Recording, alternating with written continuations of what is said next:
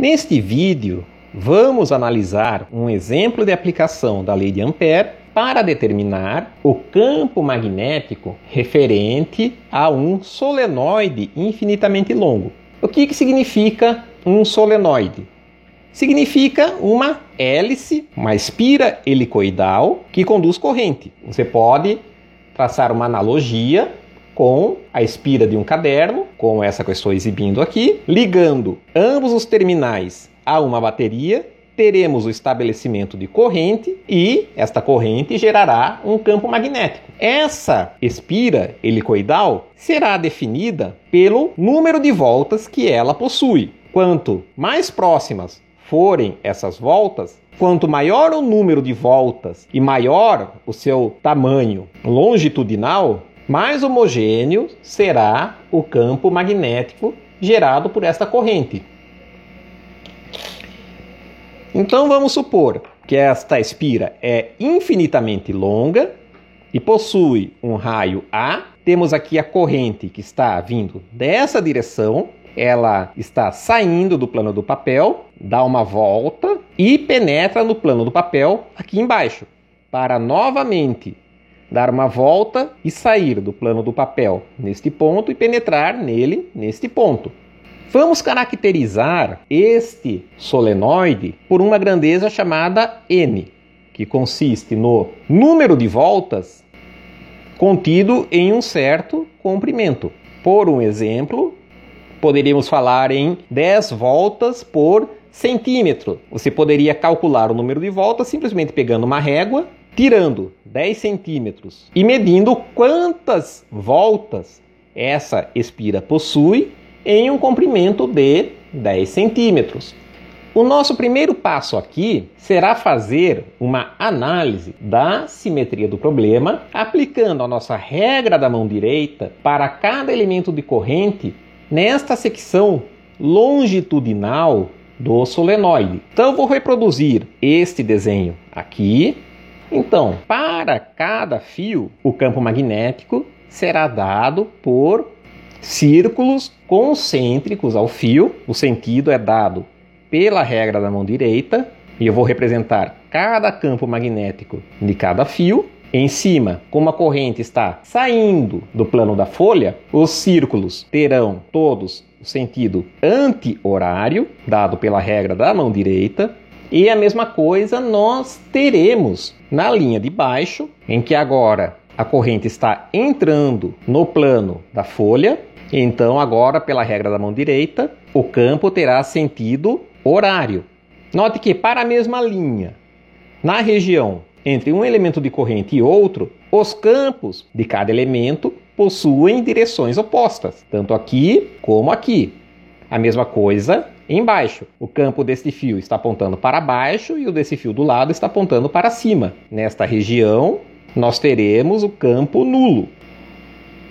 Enquanto que na região interna ao solenoide, os campos estão todos na mesma direção, se compensando. Então aqui nós teremos um campo resultante apontando nesta direção. Chamando esta linha de cima de 1 e esta linha de baixo de 2, nós teremos então, por simplicidade, eu não vou mais representar os elementos de corrente, que deste lado o campo devido à linha 1, que eu chamarei de H1, está apontando nesta direção, porém, na região abaixo da linha, o campo estará apontando na direção oposta. Enquanto que, para a linha 2, o campo abaixo está apontando nesta direção e na região acima desta linha, ele está apontando na direção oposta. Então nós vemos que fora do solenoide, os dois campos se anulam. E dentro do solenoide, os dois campos vão se compensar. Este é um sistema análogo ao caso dos dois planos infinitos carregados com densidades de carga de mesmo módulo e sinais opostos, que nós usamos para obter o campo do capacitor de placas plano-paralelas. Então aqui, o campo na região externa do solenoide infinito será nulo, e no interior do solenoide o campo será homogêneo e paralelo ao eixo do solenoide. Logo, para aplicarmos a lei de Ampère, nós usaremos um retângulo como circuito. Eu vou considerar aqui a linha 1, o raciocínio para a linha 2 é análogo. O circuito que eu vou considerar será um retângulo, vou defini-lo pelos pontos A, B, C e D. Este é o nosso circuito C. Seguindo a regra da mão direita para a corrente, eu vou percorrê-lo no sentido anti-horário, lembrando que cada um desses elementos e corrente possui uma corrente I. Este retângulo terá uma altura que eu chamarei de L e um comprimento que eu chamarei de H. Lembrando que estamos vendo aqui o campo magnético acima da linha terá esta orientação, é o nosso H1, e abaixo da linha terá o sentido oposto. Vou colocar então um sistema de coordenadas, fixando no ponto A. Este será o meu versor X e este será o meu versor que eu chamarei de Z. A circulação, ou seja, a integral fechada ao longo desse circuito C, será dada pela integral de A até B, mais a integral de B até C, mais a integral de C até D, mais a integral de D até A. Como este é o meu eixo Z, o campo magnético terá apenas uma componente na direção Z. Completando as considerações de simetria, vamos determinar cada uma dessas integrais de linha. De A a B, vemos que o nosso dl é simplesmente um dx ao longo de x. Como H está apenas na direção Z, o produto escalar de H com dl será nulo. Portanto, a integral de linha de A a B do produto escalar de H com dl será igual a zero. Vamos agora ao trajeto de B até C. O nosso dl, nesse caso, é simplesmente um dz na direção Z. E o nosso campo magnético é simplesmente o nosso H1 na mesma direção. O produto escalar será dado simplesmente por H1 dz. Logo, a nossa integral de H com dl de B até C será variando o Z de 0 até H, ou seja, H1 que multiplica H. Vamos agora considerar o trajeto de C até D. O nosso dl será um certo dx na direção x, assim como de A até B.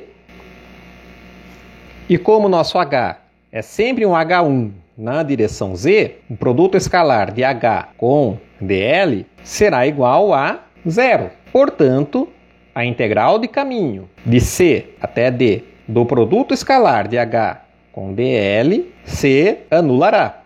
Vamos agora fechar o circuito C, completando com a integral de D até A. Neste caso, nosso dl será um certo dz na direção Z. E o nosso campo será menos H1 ao longo de Z. Afinal de contas, ele possui a orientação contrária ao campo que nós temos na região de baixo. Portanto, o produto escalar de H com dl será dado por menos H1 dz.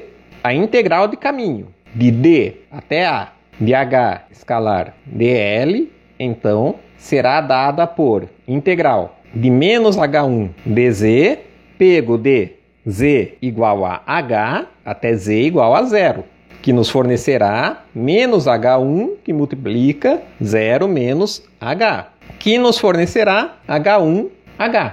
Ao final, então, a nossa circulação será dada por essa integral de A até B, que nos fornece 0, mais a integral de B até C, que nos fornece H1H, mais a integral de C até D, que nos fornece 0, mais a integral de D até A, que nos fornece H1H, totalizando 2H1H. Já a corrente total envolvida será dada por I, a corrente do fio que constitui o solenoide está transportando, vezes o número de incrementos de corrente que se encontra no interior de nosso circuito, ou seja, neste retângulo de comprimento H. Esse número de elementos de corrente contidos no nosso circuito C será dado pelo N, número de voltas por unidade de comprimento, multiplicando o comprimento H. Igualando gama com a corrente envolta, caracterizando a lei circuital de Ampère, nós teremos que 2H1H será igual a INH. H está presente em ambos os lados da equação, podemos cancelá-lo, ficamos com H1 igual a NI sobre 2. Aqui nós estávamos considerando a linha de cima do nosso solenoide, o campo H1. Só que a intensidade do campo será a mesma que a intensidade da linha de baixo, o H2.